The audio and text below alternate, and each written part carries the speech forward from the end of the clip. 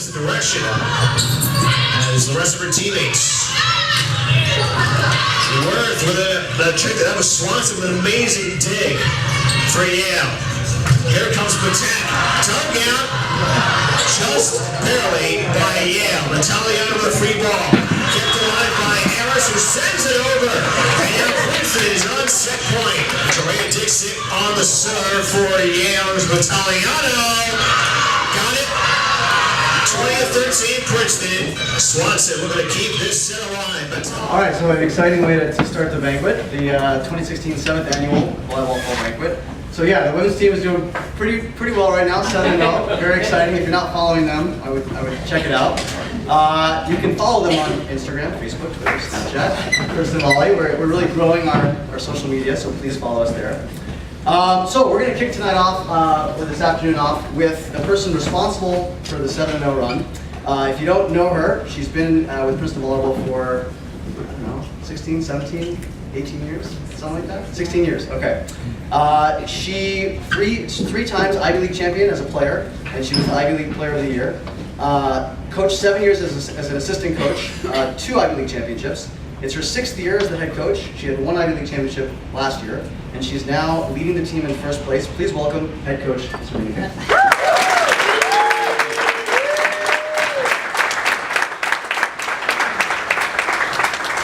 Thank you. Excuse me. Thank you very much. I want to give a hand to Sam for putting this whole thing together. I haven't even really looked at anything, but I wanted to introduce a few people who are really, really important to us. We always talk about the team around the team, and honestly, we couldn't do what we do without all the people who help us every day. I'll just introduce a few. We've got Molly McEnroe and her family here with us today.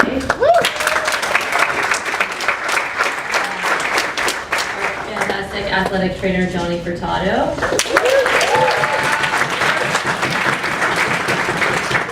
Hope you guys hear the national anthem before the game that's sung by beautiful Jenna Venturi.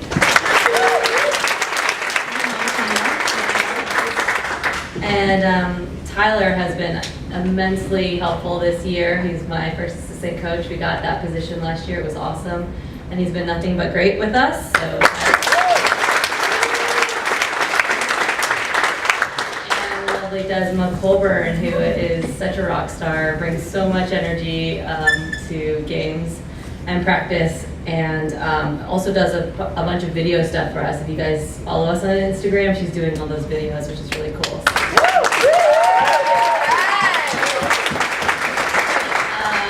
Sam has a few more to thank. Yes, okay, a few more team around the teamers that I wanted to give a chance to thank. Here's a guy that's been with the program, I believe, over 30 years. He does more for us behind the scenes than we'll ever know. A guy that's really been a really impactful person in all the guys and the girls' lives. And I just want to give a big thank you to Nikki.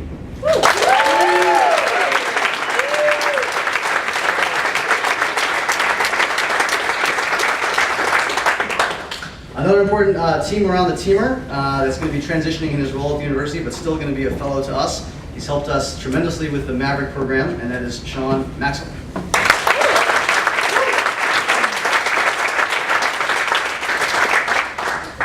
And then I'd like to thank one more really important person in our team around the team who has been with us for 5 or 6 years and has done a tremendous amount of service to this team. To me personally, helped me lose 30 pounds a couple years ago.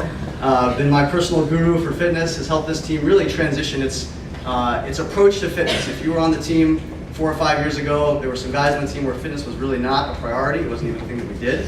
And now with working with him after 5 years, the team enjoys lifting, they enjoy fitness. It's been a pleasure working with him. We can't thank you enough, and that's Keith Harper.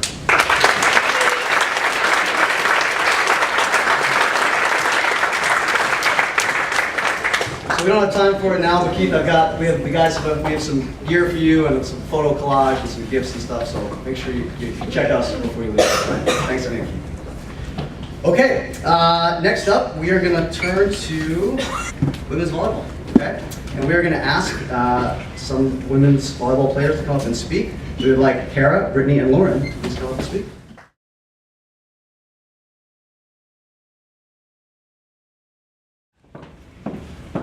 Hi everyone.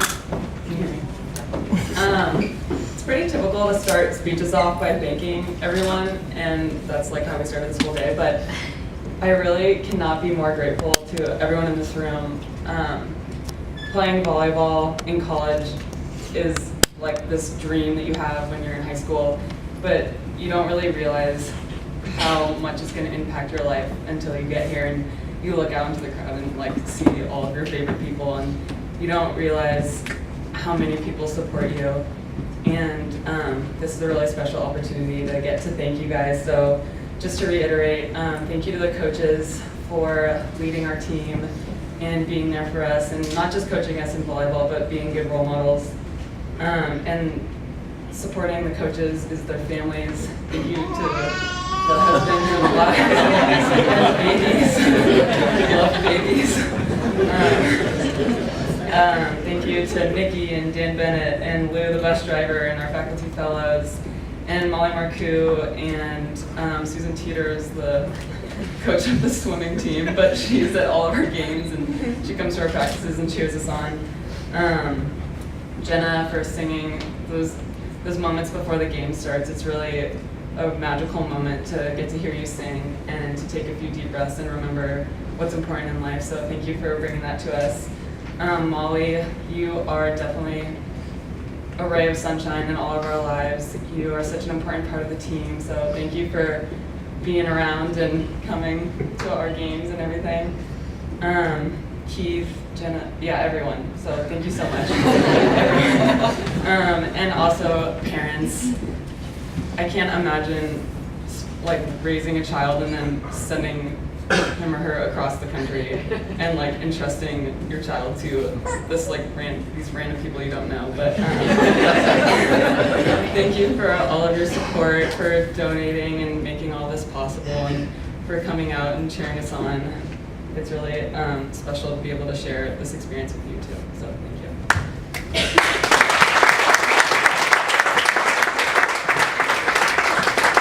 I just want to talk a little bit just about the teams and just the dynamic that we have, and basically all the undergrads in this room, we are more than just a volleyball team. We are family here, and I feel like I really felt that moving here from San Diego my freshman year. It's a really hard transition to go so far away and not be with my family and go into somewhere that's really academically challenging. I didn't know how I was going to handle it, and basically when I stepped here on campus with my team during preseason, I felt at home, like having that sense of community and that support system that you really need as a freshman, and just like adjusting to this lifestyle here.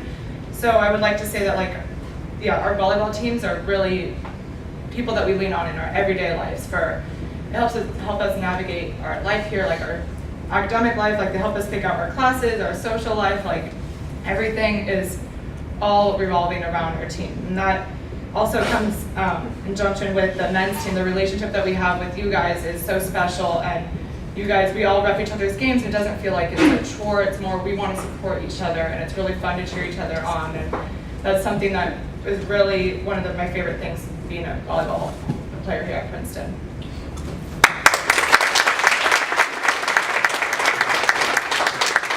Okay, so just to go off of that with the men's team, we really have a unique and special relationship with them that I don't think exists in any other program in the entire country.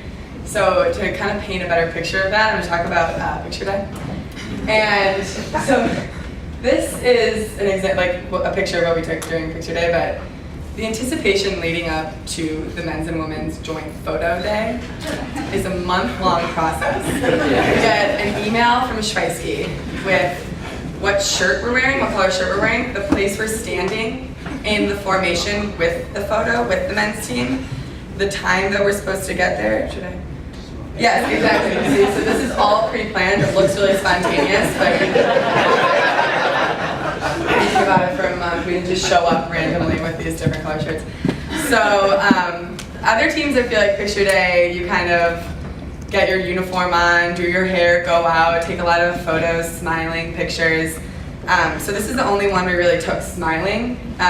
We're not really a glam shot kind of program here. We're kind of a pyramid, jumping, like weird poses program. So I just think that we're really unique in that that makes us really special because we have such a special relationship with the men's team. And I think that that's made Princeton volleyball really just the best experience of my life. I think a lot of my friends that are seniors right now, they can't wait for their seasons to end. And we have 7 more games in the Ivy League, and that just seems like the worst thing in the world to me.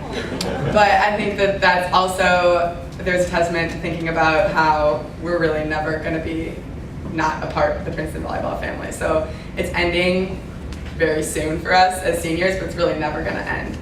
And I think that, I guess I'll just close out by saying, I really do believe that Princeton volleyball is like the best collegiate sports program, experience, hands down, bar none. Not even just saying that because I'm up here right now. I would say it regardless. So thank you guys for coming and supporting and being awesome. All right, so Kara's our new recruiting coordinator. Pretty good.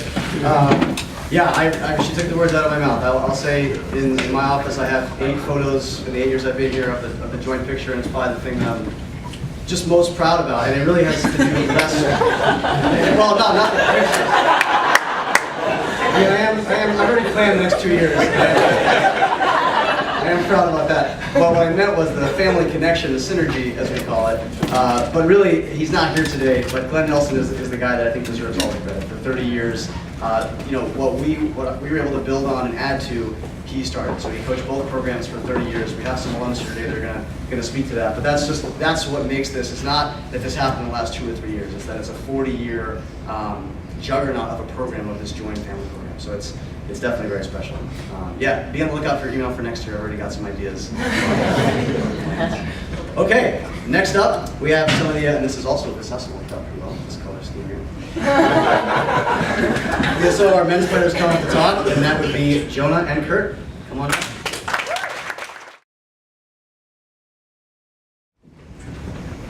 So I did just get some good advice from my sister, which was, it's okay if you cry. I don't think that's okay. So Princeton Athletic Department's motto is education through athletics, and that's something that we really embody here. As student athletes, we spend a ton of time in the classroom, and when you're in a class, you get a syllabus, you know exactly what you're getting yourself into, and Princeton volleyball is extremely unlike that. You don't know what you're getting yourself into. So for freshmen that are about to embark on this journey, for parents that don't have the on-campus experience, I thought it'd be good to provide a little bit of like a syllabus of things you can expect to learn through Princeton volleyball. And they're in some order of increasing importance. At the end, it'll get a little more weighty. First, you're going to learn about 100 ways to sleep on a bus. Lose a great driver to smooth ride, but you're going to have to learn how to sleep on a bus, and you'll learn a lot of different ways to do it. How to write a professional email. That's something that in high school, Schweitzer really emphasizes this. It's got to have a good signature, your name, your year, your department. All these are critical things. On top of that, we have how to behave in a meeting. No phones, eye contact, stay awake, don't fall asleep. Eye contact, Parker. You're going to learn a little public speaking. Sometimes there's going to be a banquet, you're going to be called on to stand up and speak. Maybe the women's team needs some announcing. You're going to learn some public speaking. And on top of that, another component of that is you're going to learn leadership. And coming in as a freshman, that means a lot of different things to different people. And even as you go through, leadership kind of manifests itself in a lot of different ways. And through Princeton volleyball, every player, men and women, can develop their own style of leadership that really is something that they'll carry through forever. Let's see what else we got on here. Oh, you're gonna learn like amateur level costume making. We have a lot of events that require costumes, volley bowling, volley jolly, the Mother's Day tournament, and you're gonna have just an arsenal of costumes by the end. And those get passed down and you get to continue to build up on the program. You're gonna learn commitment, and that's a real important tenet of what it means to be a Princeton volleyball player.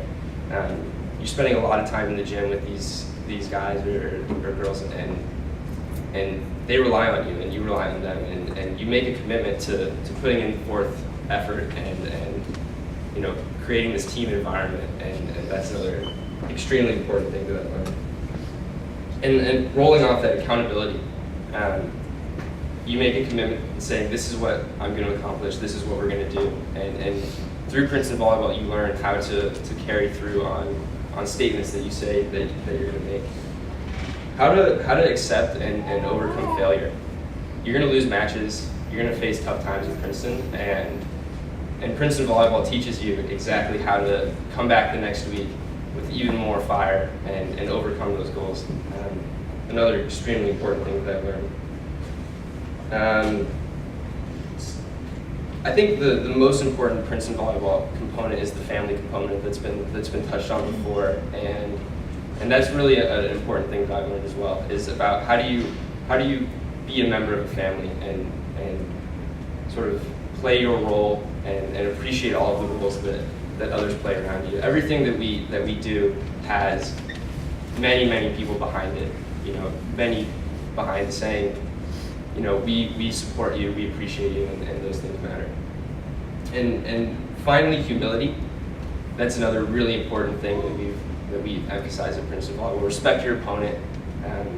You know, sometimes we do things that maybe other programs wouldn't do. We clean stadiums, we work each other's matches, but those things, like looking back 10 years from now, when I look back, those are the memories that are going to mean the most to me. And the most important thing that you're going to learn is you're going to learn the best menu items at Chili's. There's a lot of different schools that thought about that, but you're going to be exposed to sort of the most prominent opinions. I mean, in all, Princeton volleyball, like Kara was saying, it's a unique experience. Nowhere else has anything like this, and it's something that the freshmen should be excited for, and something that I'm extremely grateful for. So, thank you.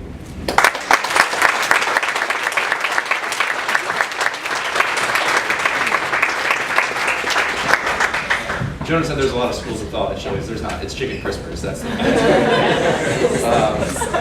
I also know I'm the last person who has to speak before food. There's another thing where I'm the last speaker, so I will do everything I can to keep it short, because it's 12:15 or whatever time it is.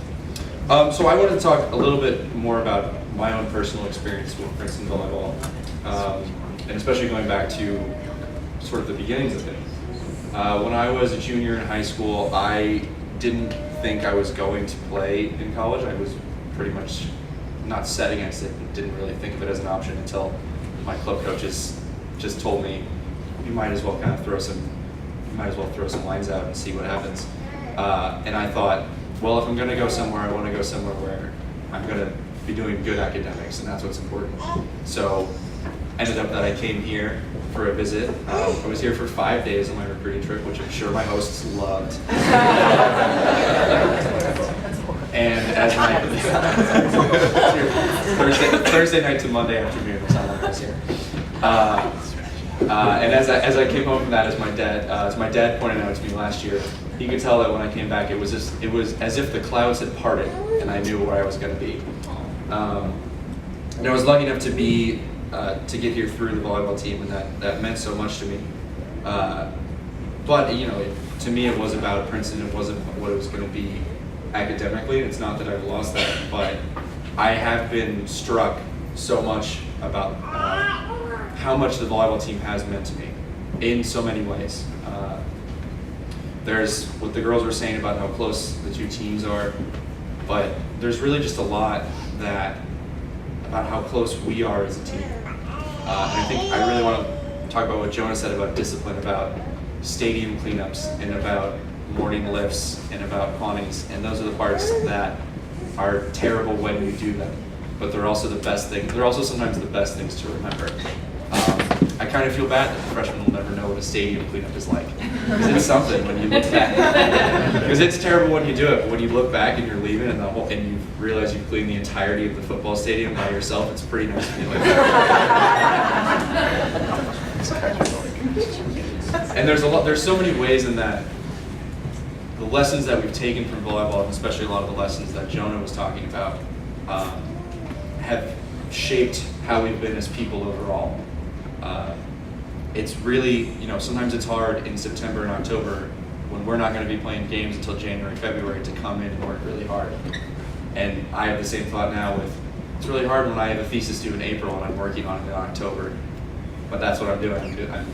It's those same lessons I've learned about how much you put into it and how you can, the more you put into it, the more you can get out of it.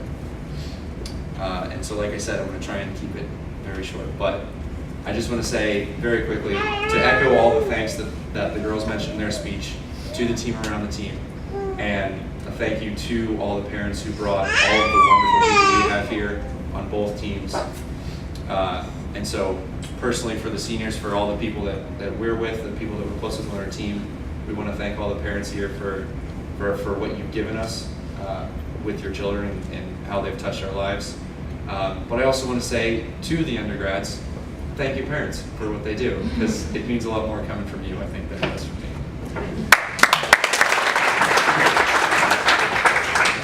So if you guys want, we can reinstitute the stadium cleanups. We really enjoy them. Fundraising's been going well, so we're able to not do those anymore, but we're happy to throw them back on. Just to continue on the theme of family, I want to check in with my family. We're going to eat soon, so if you want to get the food ready and do all that, Mom? Okay. Thanks, appreciate it. Speaking of which, if you didn't get your shirt, my mom and sister were running the shirt. It's outside. You can plug yourself to shirt at the break. Okay, what's next? All right, next, we're going to play a little video that I put together, and then we're going to have some food.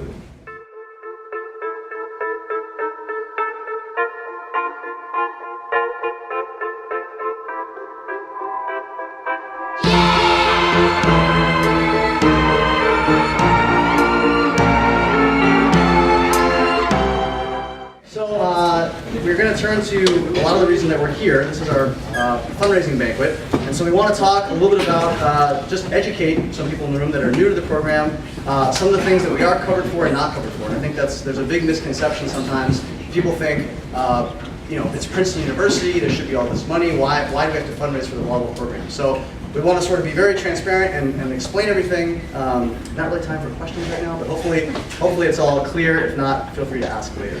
So what's covered? What does the university pay for? They pay for the full-time salaries, which just got augmented with Tyler's position. So myself, Sabrina, and Tyler are paid for by the university. That's fantastic. Limited Nike apparel for men and women. So it's sort of the bare bones. They get a few T-shirts, a few sweatsuits, that kind of thing. But honestly, they get sweatsuits like once every 4 years. It's really not what we would want to sort of give our kids. So a lot of the fundraising has gone toward backpacks, sweatshirts. We're trying to augment. Obviously, one of the things that people want most is gear, and so that's one of our biggest sort of reaches for fundraising.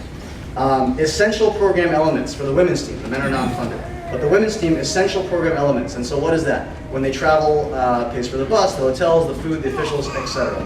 But that is a very limited sort of picture of what is actually funded. So what's not covered? Why do we have to fundraise? That's what we want to sort of detail out today. So women's assistant coach stipend. Desma's in that position right now. She's been doing a great job. It's not the $15,000 a year that we raise for that doesn't go straight into her pocket, right? It goes unfortunately into the university, and there's, I don't even know, taxes and this and that. So she recoups a portion of that. But that's something we'd like to augment in her position and possibly in the men's team, possibly other positions in the future.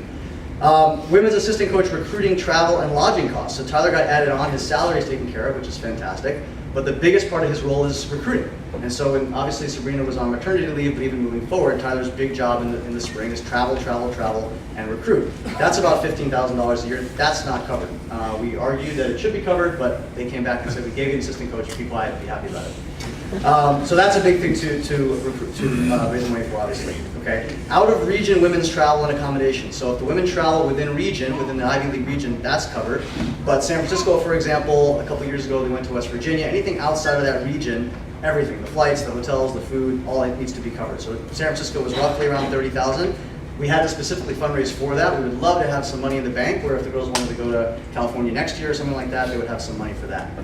Other things, in the spring, the women's travel and the meals, about $3,000 not covered. Official visits, up to $5,000. We don't do a lot for our official visits, probably because we don't have as much. If we had more money, we'd have more kids come in on official visits. Chocolate milk, Gatorade, there's all these things that you would think are standard that should be paid for that we have to fundraise for. And then the equipment, the video equipment, volumetrics, the service we pay for, data volley software, hard drive, camera, TiVo, etc. Beautiful picture of Sabrina and I with the TiVo camera there. Actually, we were talking about upgrading that. Possibly, Corey and I were talking about an idea maybe with an iPad, maybe getting some more updated. But then again, it's not going to come free.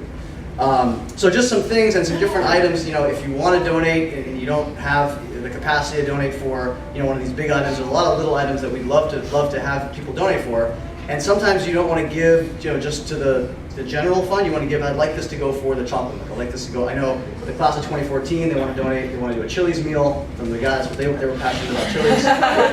So if you have a passion, if you're going to be an alum or something, or you're a parent, you want to give to a certain thing, please let us know. Okay? On the men's side, it's all non-funded, right? So the operating costs is team travel, meals, officials, our EIB membership, recruiting. Last year we spent about $90,000. That has to all come from fundraising. Hawaii Invitational, so we're going to Hawaii this year, estimated at about $50,000. That's going to be a big expense. But the big idea with the men's volleyball program, because we don't have the funding from the university, was to start this Morgan McKinsey endowment. And so we started that about 7 or 8 years ago when I got here. It's up to $315,000 a year right now, which is fantastic. It's lumped into Princeton's $22 or $23 billion endowment. So we get a 5% return on that every year, which is fantastic. So about $15,000 a year kicks in, and that kind of starts our engine going. So the idea for the men, if we can kind of keep our head above water and sort of then keep pumping money into this endowment to grow it over time is our goal. We had talked, that's okay, it's okay, Lila. Lila wants to donate already, I like it. I like it. We had brought up the possibility of a women's endowment, and certainly if there's folks that want to be passionate about that and do that, we can do that. $50,000 is the threshold for an endowment to kick back returns, but you could start an endowment for $5,000 or $10,000 as much as you wanted. As soon as it gets to 50, that's when it sort of lumps in and gets the 5% return. Sort of forward thinking about more, why else would you want to have some money in our back pockets to raise? The foreign trip. So the women went to Brazil, I think it was 2007 or 8. And then both teams went to Nicaragua 2 years ago, and now we're up again. The NCAA lets you go on a foreign trip once every 4 years. And so our next trip is coming up in 2 years, and we're looking possibly to go back to Nicaragua, Italy, Argentina. The world is our oyster if we have the money, right? If we don't have the money, then maybe we'll go to upstate New York and that'll be the trip. So, just to look at some real numbers to give you a sense. Last year the women raised $69,000, $972. They spent about $40,000 which left them, Sabrina's very prudent with her money, left them with about a $27,000 surplus, which is fantastic. And as Paul, who's not here, always says, the more you eat, the hungrier you get.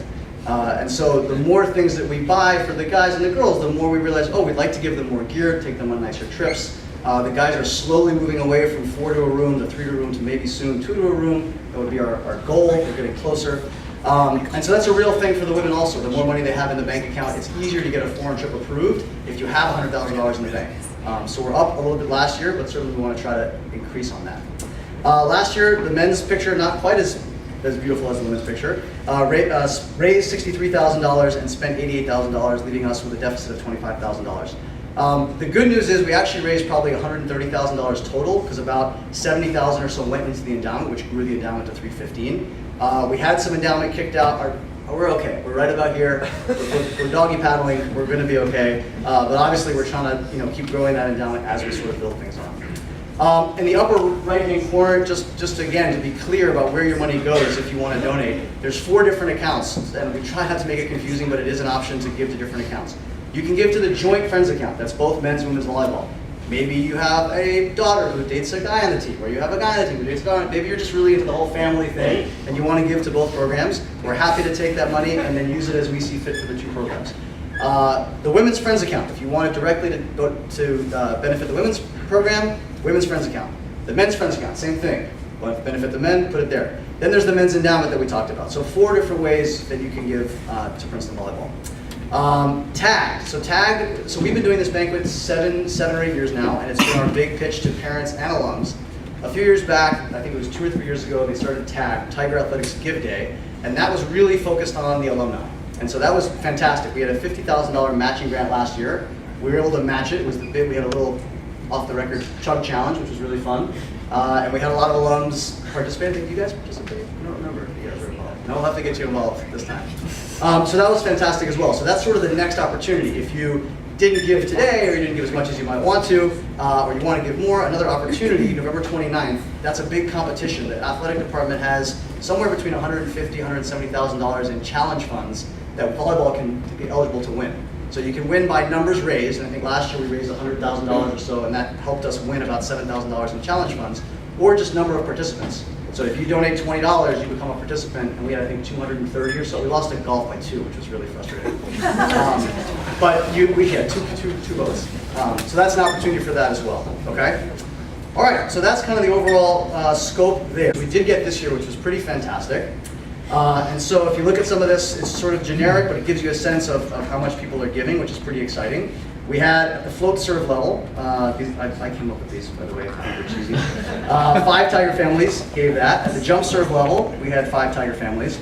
At the setter level, we had 3 Tiger families. At the libero level, we had 8 Tiger families give. At the spiker level, 2 Tiger families. The digger level, 3 Tiger families. The Dillon level, that's pretty big, Dillon, 2 Tiger families gave. And then at the all EIVA, all Ivy League level, we had 2 Tiger families give. So for the grand total, and if you look at the last several years, we've been upward trending from 2010 up to 2015. We got close this year, pretty nice, $89,000 were raised. So let's clap it up.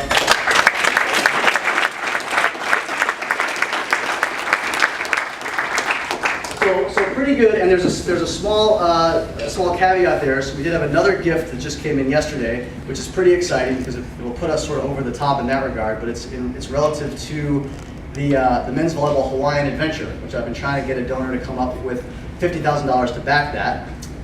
And we have, just as of yesterday, for $50,000 to Hawaii, fully sponsored, Dr. Henry Nicholas. Thank you.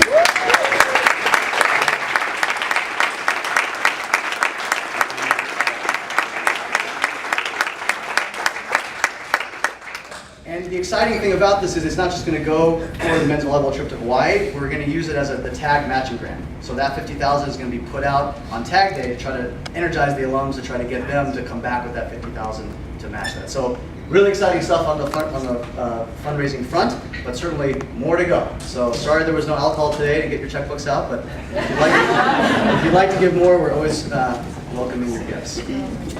Okay. Next up, we have our keynote speakers. Would you like to introduce them? Why don't you go? Okay. Okay, we have our 2 keynote speakers, Jason Liljeström and Lauren Liljeström, class of 04 and 05. Okay. Jason was a 4-year starter, setter here, and a 3-year team captain. He was the 2-time recipient of the Morgan McKinsey Men's Volleyball Award for Outstanding Achievement in Sportsmanship in 03 and 04. That's pretty impressive to win that award twice. Got a BA from Princeton, politics major, cum laude. JD from UC Hastings College of Law, magna cum laude. Worked for 7 years as an associate in the corporate department of Latham & Watkins, LLP. And he now works as the general counsel of Felicity Trading Home Building Company headquarters in Newport Beach, California. His wife Lauren, Princeton volleyball outside hitter, Ivy League champion senior year, Morgan State Invitational MVP 2004. She got a BA from Princeton psychology major, finance and operations. Is that Worthy Parker? Finance and operations. Guggenheim Partners NYC. Heart valve therapy analyst at Edwards Life Sciences in Irvine, and then the medical intensive care unit research associate at UC Irvine Medical Center. Currently completing additional coursework to pursue a career in the medical field. And here's their story together. So after a brief, quote unquote, on and off romance in college, Lauren and Jason rekindled their relationship several years after graduation and were married on July 11th, 2009 in Rancho Santa Fe, California. Lauren and Jason currently live in Corona del Mar, California, with their 4-year-old sons, Teddy and Cooper, and yellow Labrador, Charlotte. Lauren and Jason are both passionate about giving back to their community, in particular, the Big Brothers Big Sisters of Orange County, where they have each served as big mentors to a child in Orange County for the past 7 years. Jason is a former member of the board of directors of the organization. We couldn't get more family themed here. Please welcome Jason and Lauren.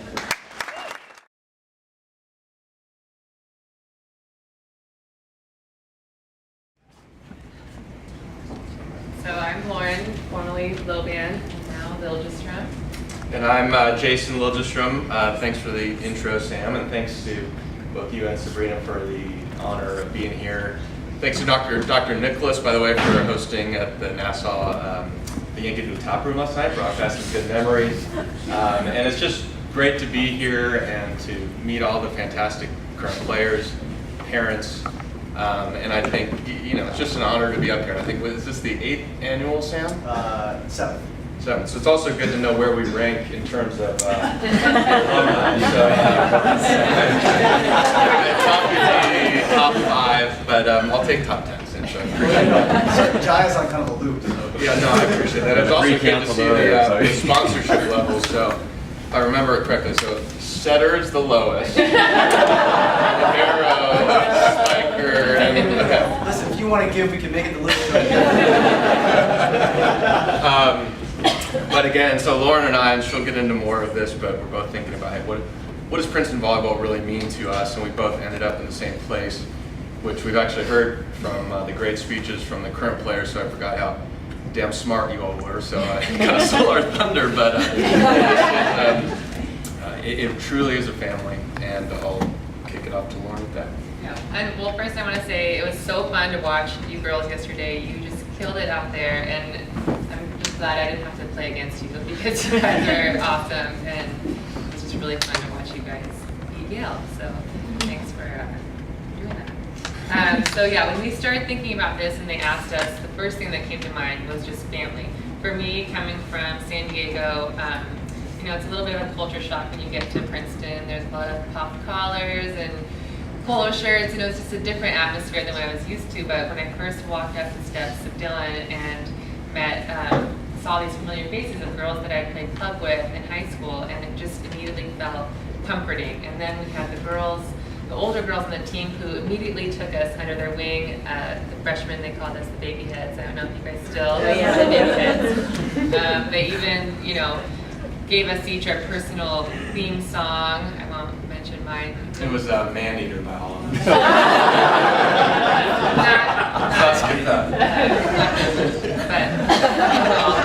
But anyways, there were so many things in our freshman year that we did,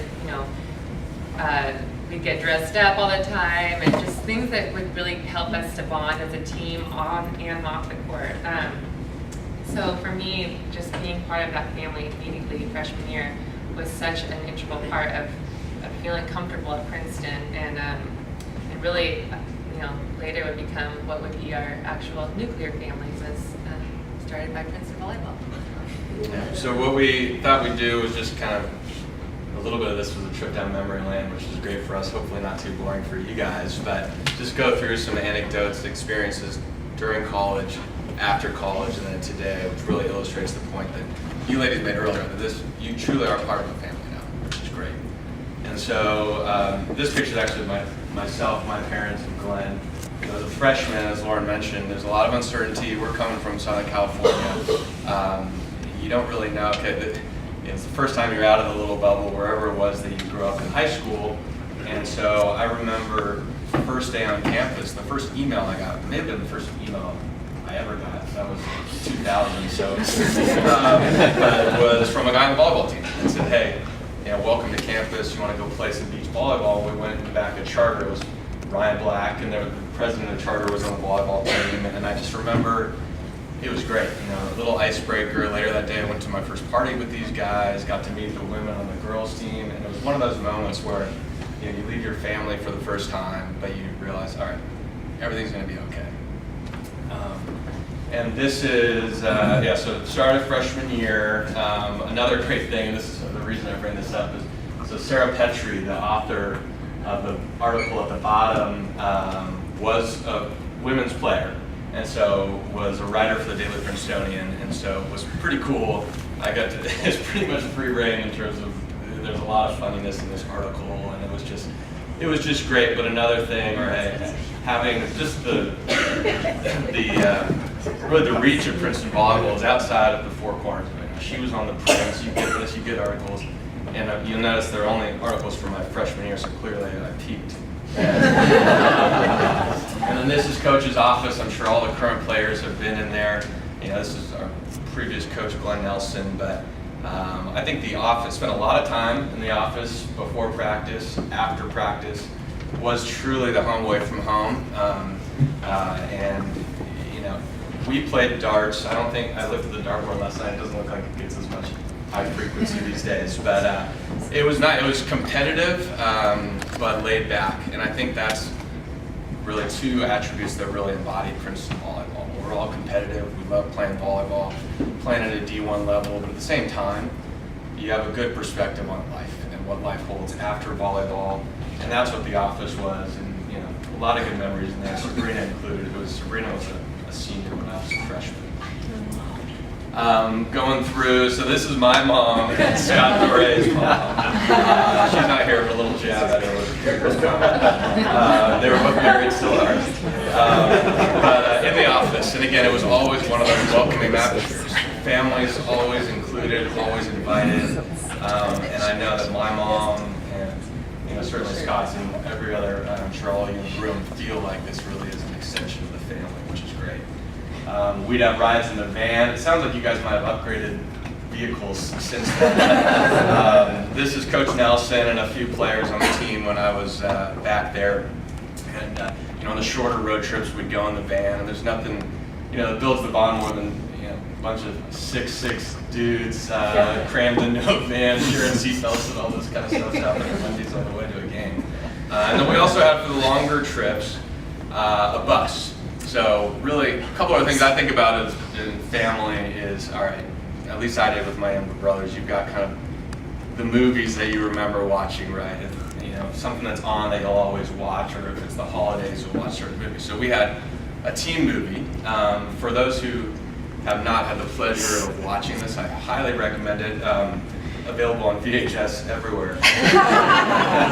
And it was Side Out. So we would watch this literally every road trip, and it's great. It's the cheesiest 80s volleyball movie, but fantastic. So I thought one thing I'd do is just treat you all to the movie trailer.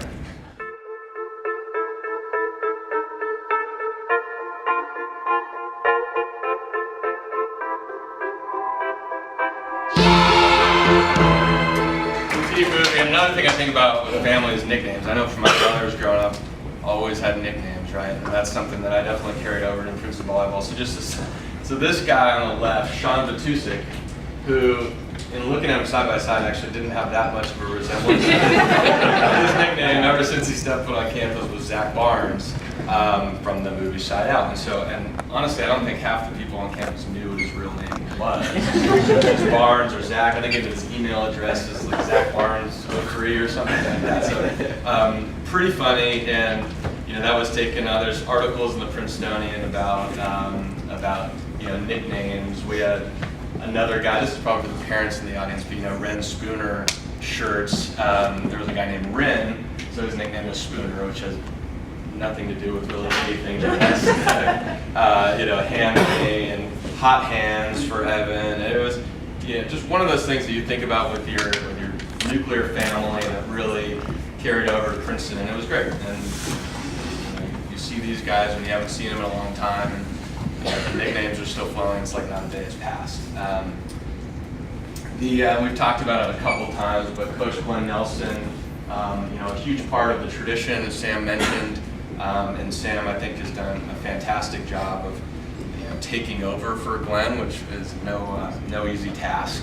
And I do think he's got a little bit of a goatee on the left. I think Sam might, 20 years from now, we could be looking at you with a little head that looks pretty similar. But Coach Nelson back then was also the coach of the men's and women's team. You've heard a couple times today about just the connectivity between the two programs was, I think, unique and fantastic, and that lives on today, even though it's not the same coach, but you can see like an event like this, and so that was one thing. I guess that connectivity eventually led me to meet my future wife, Lauren. So I first met Jason my freshman year. It was during preseason, and we were practicing in Jadwin Gym, and he had volunteered himself to be the women's assistant coach. Begrudgingly, by the way. Which I guess was kind of clever on his part. But so we quickly had a little, started a romance, consisted of sweet dates, watching Side Out, and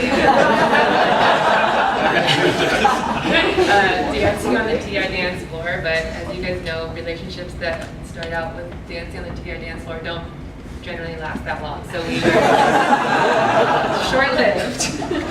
But even though that came to the end, I still had my volleyball girls, and I will never forget all the memories I have with the girls on and off the court. This is my team, my senior year. But you know, the bus. This is a picture of the bus ride. You can see Sabrina in the background. She's our assistant coach. And this is just on one of the rides. You know, we used to do play Scrabble or watch movies or just gossip about the newest, you know, who's the newest couples were, who broke up with whoever. And, just, you know, having like 7 hours on a bus ride with people, you really get close with each other. And you know, it was not just the stuff that we did on the court, but it was also off the court. This is one of our favorite things to do when we would go to other schools. This picture is Lauren Drummond and our setter, Jenny Sensky, would take our food stipend money and go shopping a little bit for our matches, which I don't know if you guys ever do that, but It was a thrift store. So. Yeah. Maybe like it. But yeah, so not only did we protect each other on the court, but off the court. I mean, my senior year, I remember I was holed up in Firestone Library, working on my thesis, hadn't seen the light of day, and the younger girls on the team would be coming and bringing us snacks or sending, you know, funny emails for just a brief moment of comic relief, and even, you know, helped to edit some of our theses, and just were always there for us. And that's something that I think is really special, because it wasn't like we were in season at that time, and the girls are still always together and still supporting each other. And that's kind of what I think of with family, is that no matter what, they're there for you. And the thing with Princeton is that, and I think someone else touched on it, but it's not just 4 years that you're going to be on this team. You know, I have other high school friends that went on to play volleyball, and it was like, once the 4 years were up, it was like kind of volleyball's done. That was just the chapter of their life that's over. But with Princeton volleyball, it's not over. It continues on for all the years to come. I mean, if we're in California, there's teams get together for volleyball tournaments on the beach, or there's the alumni matches, or even coming back for reunions. And anytime, the thing that with Princeton volleyball is I can meet someone that was class of 82, or I can meet someone that's class of 2015. And there's just a common thread there that everyone gets along and kind of has the same kind of love for Princeton volleyball, and it's something that is sort of untouchable and that other schools don't really have. I think Kara maybe mentioned, but you know, the fact that Princeton has men's and women's volleyball and that they're so close is something that you can't get at any other school, and it's an extra, you know, it's even more support. So yeah, my senior year, we won an Ivy League title, which was kind of the highlight of our career. Sorry about the horrible pictures. My mom didn't do a very good job, apparently, of taking pictures, and iPhones weren't really out yet. Yeah, in our day, it was a lot harder to find pictures. Yeah. And yeah, this was Bailey Dixon's 21st birthday party at Ivy Garden. So we did like to dress up, as I heard you guys still carry on the traditions. And this was another Princeton wedding of Bailey Dixon that I went to, and this was all the Princeton volleyball players that were in attendance. So even, you know, Princeton ends, but you still will be going to each other's weddings. You'll be meeting each other's kids.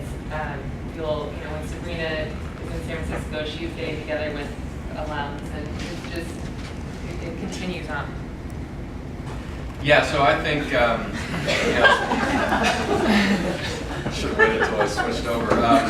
But as Lauren mentioned, and this is really what I would send the message. A lot of you folks, especially the sophomores, juniors, and seniors in the room, can fully appreciate everything we've said in terms of during your time in college. I think even more meaningful, and really what I think cements the bonds, what happens after college, and that Princeton volleyball family absolutely remains. So this, not only in a figurative sense, the support system, but given our costume this year and the involvement of Tidy Whitey's, I thought an appropriate title slide. But this was at the Manhattan Beach 6-man volleyball tournament, which I'm sure a lot of you have heard of. Now it's in Long Beach, I think. But the woman in the middle, Emily Brown, one of Sabrina's good friends. I remember when I graduated college and went up to law school, I was still waiting to figure out, hey, am I going to go to this school or another one? I didn't have a place to live, and I basically slept on her couch in her apartment in San Francisco for about 3 weeks, which was awesome. I remember the drive up to San Francisco after that, and it was even more so than college. I mean, at least in college you've still got your home that you're going to, and then when you're after college and going to grad school, it's really okay. This is on my own, and it gets pretty emotional. And so you're in another. I didn't know anyone in San Francisco. It was another foreign place, a lot of uncertainty, and in steps Princeton volleyball again. With Emily's support, and then a guy named Dave Newman, who was a setter probably 10 years prior to me, sent me an email my first day there and took me to a Giants game. I never played with Dave, but that's just the network of Princeton volleyball, and it was great. Some other photos from the sixth man. So in that previous, I should say, so it doesn't seem totally weird, we were Risky Business, if you've seen that Tom Cruise movie where he slides on in the button-down shirt and the tidy whities. We've also been the Frenchies, so that was our theme this year. There's been a bunch of other good costumes, but great, and then the girls get involved too. So this is the Rastafarian ladies. And then for me too, I think it was great, and really family in a literal sense, but I have 2 younger brothers, both of whom played volleyball here, and certainly wouldn't have if I hadn't gone here and with the support of Coach and others like Sabrina. So I got to play my senior year. My brother on the right, who was a middle blocker there, RJ, he was a freshman, so that was pretty cool. And then my youngest brother on the bottom left here, Scotty, he was a setter. But I still remember that RJ getting in a game. He wasn't a starter, but he got into a game my senior year, and I set him every freaking ball, which was great. I think he hit about 100 for the game, but he got a kill, so that was awesome.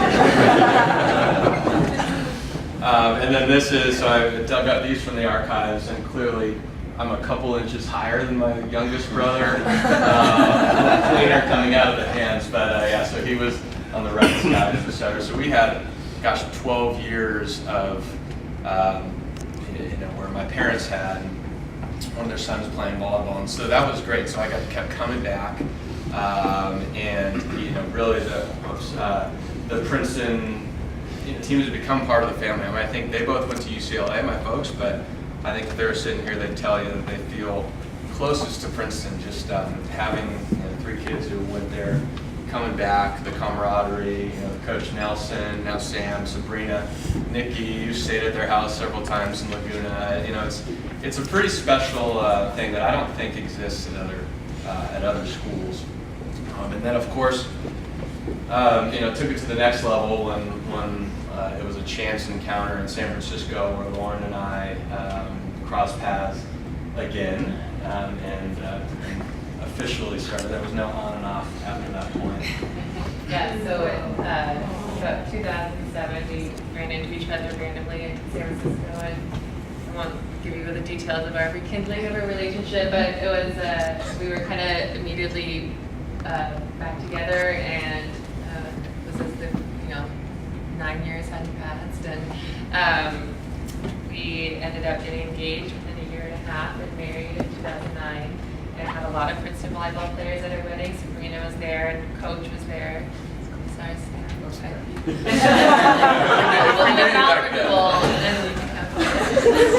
I was dealing with 2012, and they've already been back to 2 reunions. This is their first Halloween. Their entire costumes were our boys were actually pretty big, so these costumes were a little bit small. But that was them, their first Halloween. Got to start pumping the tiger early. And so they've been back to a couple reunions. This was my 10th reunion last year. And as you can see in my picture on the right, it was a really hot day. So the boys just decided to kind of follow after their dad and just get down into their underwear and go in the. But as you can see in this picture, they had a great time at the reunion. I'm not sure what was in that brown paper bag, but I'm sure you it was like Legos or something. My paper bag did not have Legos. Yeah, so we're hoping to continue on. We're hoping that coming here, Sam, that you've reserved, a spot in the class of 2034 for attending the prayer. Oh, and this is, I'm pretty sure this is a first with Coach Nelson feeding a baby in the Tower of Dillon at reunions too. But another thing, as we mentioned first, and Lauren made me keep this slide up for a long time because of her six-pack, but no, but it really, I mean, it goes on. That was an alumni game, and those are great. And it's really just, sitting here now, I guess 12, 13 years after graduation, and reflecting back. It's an amazing place. It's an amazing experience. I think it's unique among college programs, really programs anywhere. And I think everyone's experience is a little different. I know Lauren's was different than mine, but there are these common threads that really bind us all. And one thing I do want to say, we talked a lot about Coach Nelson, and he meant a lot. Me personally going through, and I know Lauren, but Sam, you've done a fantastic job. Those are tough shoes to fill, especially with 30 years, but I think you've done a great job kind of bridging that gap and keeping the traditions that really mean a lot to alumni and the current players intact, while at the same time improving a lot of things. Everything I saw today, that video included, would not have happened when we were there. The list of bare bones gear that you gave would have been awesome. And Sabrina too. I mean, how cool is it that you've got another coach played here when I was here, and just the two of you combined have really done a great job, I think, shepherding this program into the new era. And Sam did not tell me to plug this, but I would say, in terms of contributions, I mean, if I think back, there's not Princeton volleyball by far and away, in terms of just experience in my life, is the most valuable thing that I've been a part of, and has taught me the most, and something that will last, I know, a lifetime. And for all of you in the room, parents, rest assured, you're for the new ones especially, your children are in very good hands. And for those current players and players who are in their senior year, I mean, this will not go away after you step out those gates, and so welcome to the family.